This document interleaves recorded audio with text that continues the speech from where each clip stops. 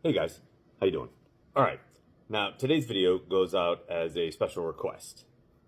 The request was for me to do a video where I'm dividing a 3-digit number by a 2-digit number. Now what I'm going to do is I'm going to solve it two ways. I'm going to solve it the traditional way, and then I'm going to solve it using partial quotients. So first, the traditional way. Now the number I've chosen is 896, and I'm going to divide that by 56. Now, to do this the traditional way, you're going to need to know the 56 times tables. But we can work around that. For example, I'm going to look at 56, and I know right away it cannot go into 8. All right, so I always put a little X there just to remind myself to keep my place values lined up, because I'm very big on keeping place value lined up, and it's very important when doing division. Next, I'm going to take it and I'm going to look at the 89. 56 goes into 89 one time. I know 1 times 56 is 56, and now I'm going to subtract. I've got my 9 take away 6 is 3, and I got my 8 take away 5 is 3, and then I'm going to bring down my next one is a 6. Now here, 56, how many times does it go into 336? I don't know, but what I generally tell my students is, think about it logically. Like 56, if I took that and I decomposed that number into 50 and 6, I know 2 50s makes 100, and this isn't close to 100, so it's probably not times 2. So I would jump right up to times 5. A lot of kids are comfortable with the 5 times tables and should be able to solve 56 times 5 with relevant ease. So I'm going to go over here and I'm going to do 56 times 5. And on the side, I'll do 6 times 5 is 30, regroup the 3, 5 times 5 is 25, plus 3 more is going to be 280. What I'll do here now is I'm going to go back over, and I'm going to say 280. All right, that gets me close. So I know I need a bigger number, so I'm going to have to go a little bit higher. Now I'm going to try 56 times 6, because this seems pretty close. 6 times 6 is 36. Put down the 6, regroup the 3.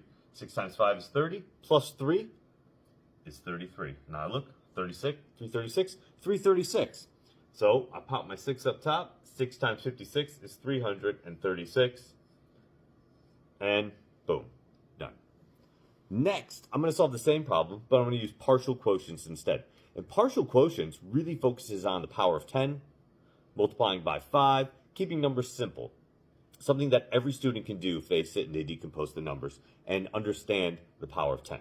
So let's go again with 896 divided by 56.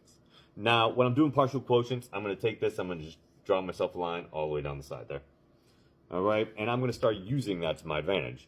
What I'll do here is 56 goes into 896. I don't even know. I can't even begin to fathom what that could possibly be. So instead, I'm going to use what I know about the power of 10. I know that if I multiply 56 by 10, I'm going to get 560. Now, ideally, you want students to understand the fundamentals behind this, but at the end of the day, you can always give them the cheat. 56 times 10, we're just going to add a 0 to the end of the number, and we're good. Now I'll go and I'll subtract. I've got a 6, I've got a 3, and I've got a 3. I've got a 336 again, but in this case, again, I don't know. I'm not sure. I know another 10 isn't going to work, and so now I'm going to take it and I'm going to multiply my 56 times 5.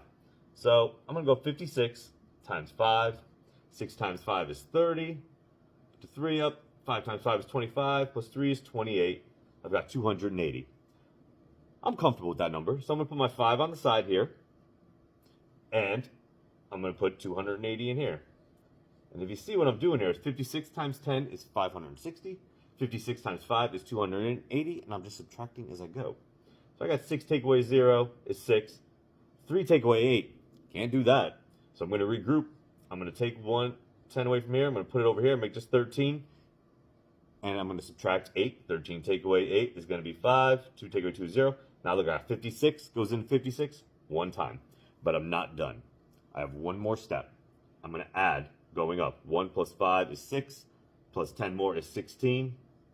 And there I've got my answer, 16. Now there's 2 separate ways to solve this problem. I hope this helps out. If you got any other requests or something else you'd like me to do, or if you want me to revisit a topic I've done in the past, please feel free to let me know, and I'll be more than happy to make up a video. See you guys again soon.